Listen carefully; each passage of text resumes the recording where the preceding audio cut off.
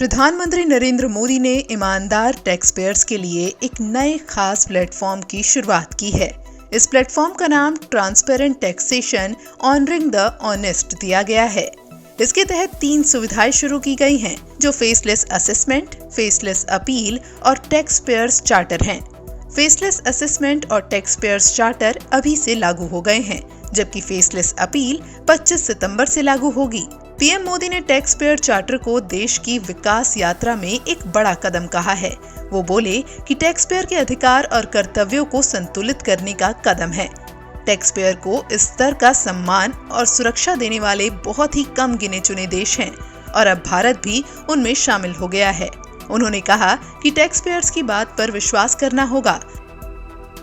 ये tax payer charter भी देश की विकास यात्रा में बहुत बड़ा कदम है और टैक्स पेयर के लिए अधिकार और कर्तव्य सरकार की जिम्मेवारी पक्की करने का ये बहुत अहम कदम है। टैक्स पेयर को सम्मान और सुरक्षा देने वाले दुनिया में बहुत कम देश है, गिने चुने देश हैं। लेकिन अब भारत भी इस महत्वपूर्ण कदम की ओर अपने आप को ले जाकर के उसमें शामिल हो गया है।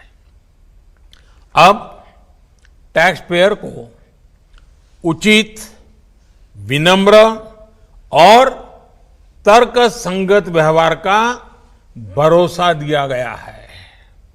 यानी आयकर विभाग को अब टैक्स पेयर की डिग्निटी का संवेदनशीलता के साथ ध्यान रखना होगा।